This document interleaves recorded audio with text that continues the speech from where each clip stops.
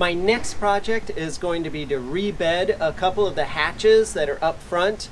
I know for certain that the one on the starboard side up front and the forward bunk up there is leaking, and I know the one in the master's bathroom up there in the shower actually is leaking as well. And I think I have one more. It's in one of the potties, I think, downstairs as well. At any rate, that's today's project.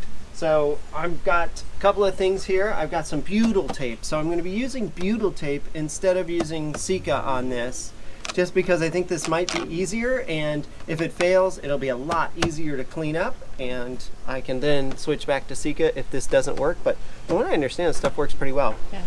I've got a couple of products here that I got just to get rid of the goo. So also, and I'll have to show you, you're gonna laugh at this. So inside the hull, if you look up into the hatch, that whole area that's sort of around it, that skirt that goes around it, somebody just smeared silicone all over there, white silicone all over it, and just made a big old mess. It's leaking from the outside in, not under there, but that's where they saw it coming through, so they thought, I'll just go ahead and seal it in there, and it caused a big mess. So that is not cool. So anyway, I got some stuff to, hopefully Goo Gone is going to take care of it without destroying the plastic underneath. That's my hope, but we'll test first. Got some acetone, my gloves. Don't know if you've ever seen one of these. This is a plastic razor blade. It really just looks like a regular razor blade. It's just made out of plastic. I use these a lot because you just don't want to mar up surfaces, especially if it's like soft aluminum. Boy, you can scratch things so easily. Head gaskets, for instance. This is where I got it from, was from working on the cars and stuff. With the head gaskets, a lot of those heads are aluminum, and you go digging into them with something steel like this, and you're going to gouge them. And then they're just going to leak forever. You just have to get it redone, and it was a big old mess. So the plastic ones are really cool for that. So I got my gloves and stuff, and paper towels and rags and stuff, and I think we'll need some Phillips screwdrivers, and that's about it. So let's go out on deck, and I'll start taking that forward starboard hatch off.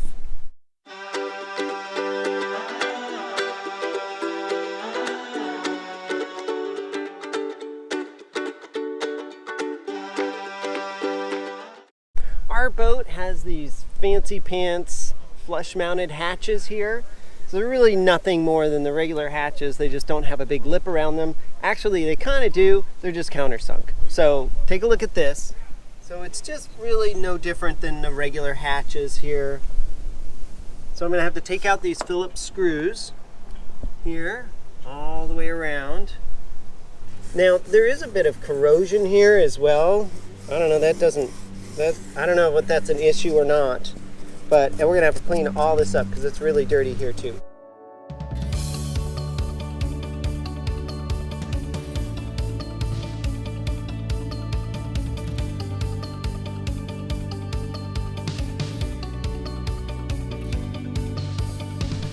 So there are two different screws here. One of them is a bit shorter and the other one is a bit longer. These are the ones that go through the hinge into the deck here. So just be aware of that.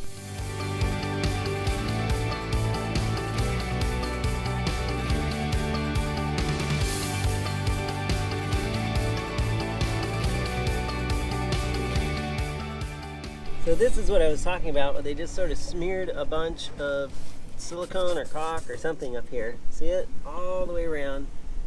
They did the world's worst job here. It's quite the mess. Well, I think this is gonna take a while. I don't wanna bore you with this. I'll let you know at the end kind of what the hot setup was. Just going to take my time with this. I'll be back to you in just a sec. Well, this has been super, super difficult. I've run through a bunch of different things. I have all of these plastic tools that I use. I use these things quite a bit actually, and they do pretty well. They're pretty sacrificial as well. They're not expensive, and rather they break than whatever I'm working on break. Well, I think I kind of have a handle on it now. I've gone all the way around three sides of it. I can't get to the back of it very well. It's one of the problems with these countersunk hatches is that they're just sitting down in there, and it's very hard to get anything in there.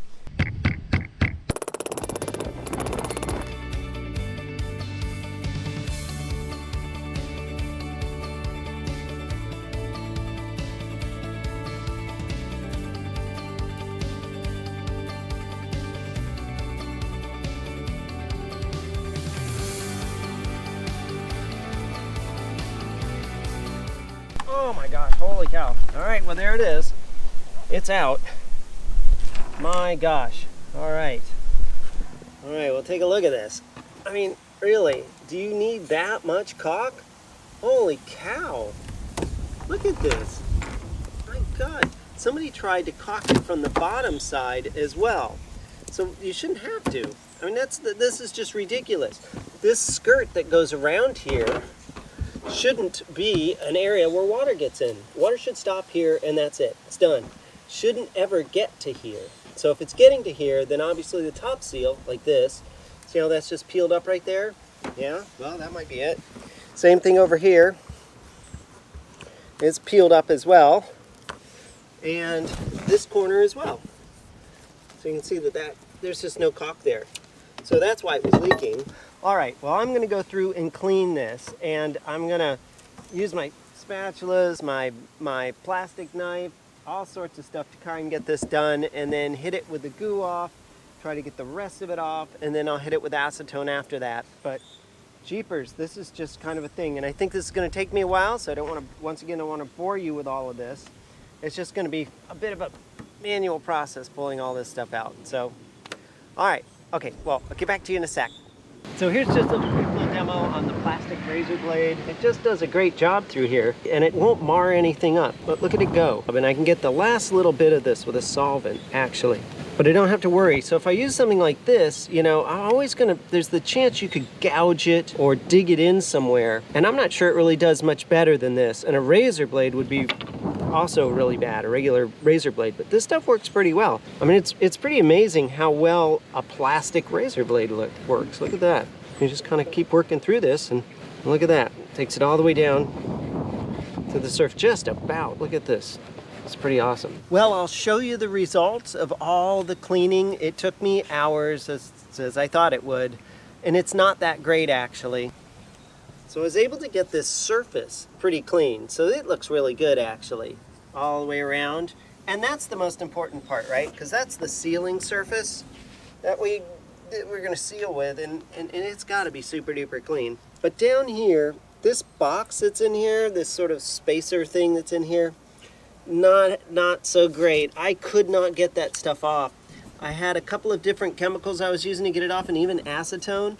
But this is what happens when I hit it with a bit of acetone as well. You can see what it did was it did take the white stuff off, definitely, but it also left this thing white as well, which I think was its original color.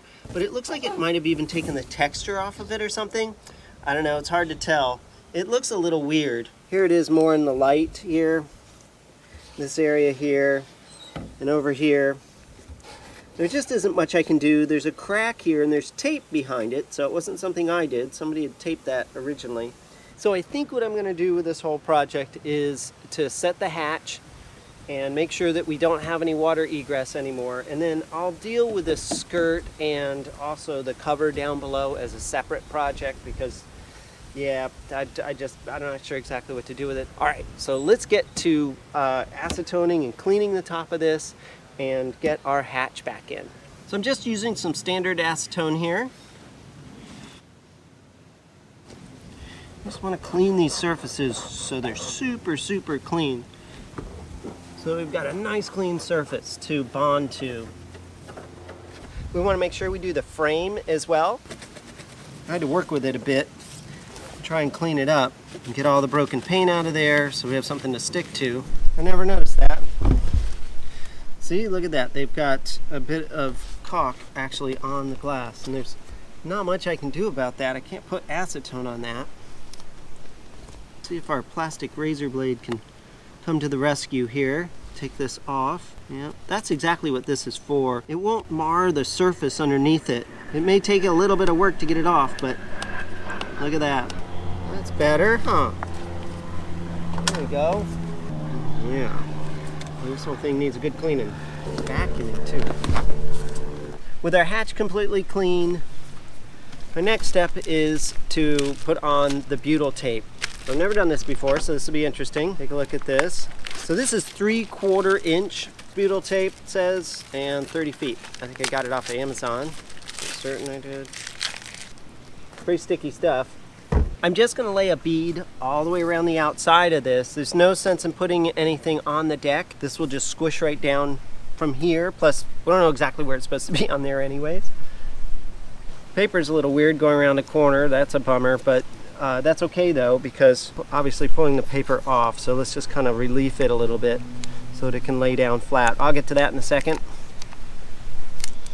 Another corner to go around, which we'll have to kind of work with. That's okay. Now I also have a brand new set of gloves here. I don't want to get my hand oils and things all over this, so I always wear gloves with this stuff. It sticks to it, certainly, that's true, but it's better than getting hand schmutz all over it. This paper's not happy about going around a corner, that's for sure. I think the butyl will be absolutely fine. It's just the paper that it's sitting on is not so keen with it. That's okay though. Okay, all right. Gonna overlap a little bit here in the back. Probably to about there. Okay, all right.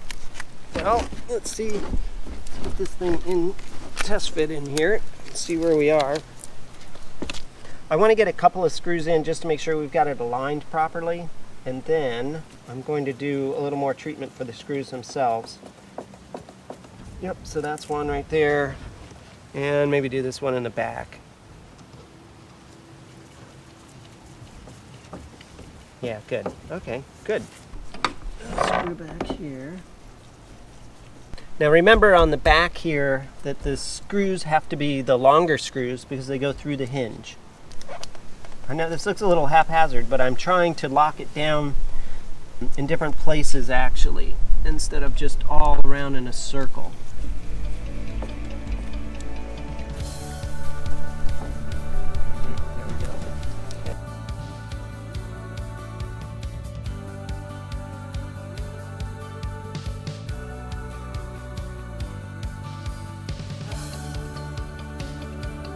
That's all of our screws in. Now we'll go ahead and sort of torque them down a little bit. They can't be very tight. We're obviously going just into fiberglass, so they'll strip out pretty easily. In fact, they were pretty loose when I pulled them all out.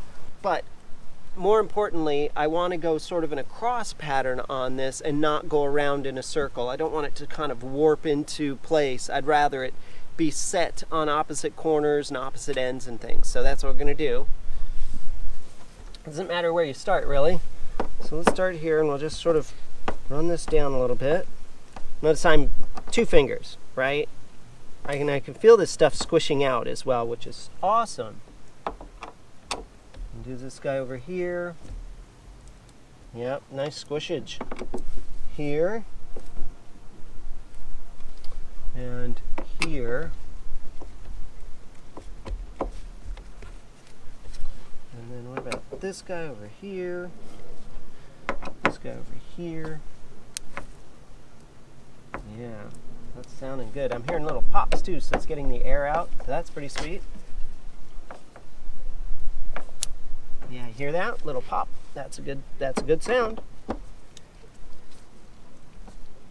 I'm going to give it a second to sort of settle, then I'm going to go back through the same process and just make sure that all the screws are cinched down. I did notice as it would go down, like in a corner or something like that, one of the other screws would now be a little bit loose, so we don't want that. So we'll just wait a little bit, let the stuff in it, squishing out all over the place too. Check this out. So we're getting some good squish out there, huh? That's nice. Back there, we got some as well. That looks pretty good. Straight in the back there, we got some squishage. Here in this corner. This corner looks pretty good. Not a huge amount of squishage, but I can definitely see some there and along here. So I think this looks pretty good.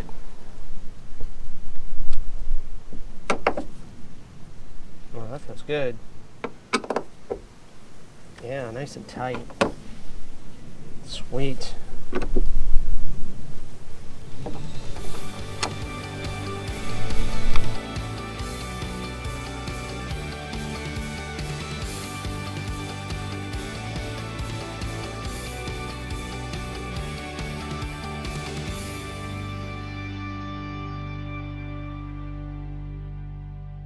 All right, well, I think that kind of concludes this hatch. The big question is, of course, does it leak? So we'll find out that a little bit later. It doesn't really have a cure time, which is great. So I really like this. If this works, this is a billion times easier than using caulk. And I think, let's say, you have to redo it again in 3 or 4 years. You had to redo the caulk in 3 or 4 years anyway, so it's not like the caulk was some major advantage. The caulk is a huge pain in the butt to work with and so much effort to clean. I have a sneaky suspicion this is going to be a lot easier to deal with in the future. Yeah, so I think it looks pretty good. Take a look and see what you think.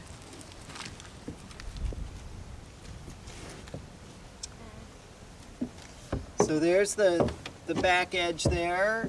And then this edge here looks really good, I think. Look at that all the way around. You'll have a little bit of schmutz that's bleeding out, which is great. I expect that to kind of happen a little bit, maybe a little bit more, just a smidgen more, just because of the pressure is probably going to make it ooze out a little bit.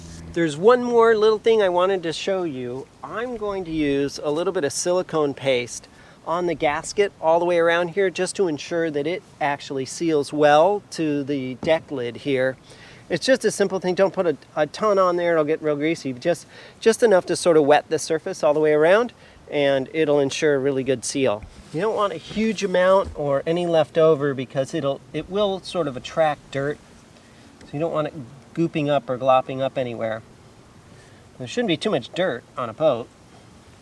The other thing that can happen if you don't lubricate your seals is they'll stick to the deck lid. And if you haven't opened the deck lid in a while and you go to open it, you can literally rip the gasket. I've had that happen before and it's not pretty. So just a little bit here. So just a kiss, really, all the way around. All right, and with that, I guess we can close our hatch, huh? I'll have to go latch it from inside, but that's it. I think we're good. Yay! Stay with us as we have many more episodes as Franny continues to push through many deferred maintenance tasks and works on improvements. We plan another trip with a captain to get our certifications, and we deal with the Fort Lauderdale floods and also manage to get a cat stuck in the bilge. Thanks for watching, and we'll see you next time.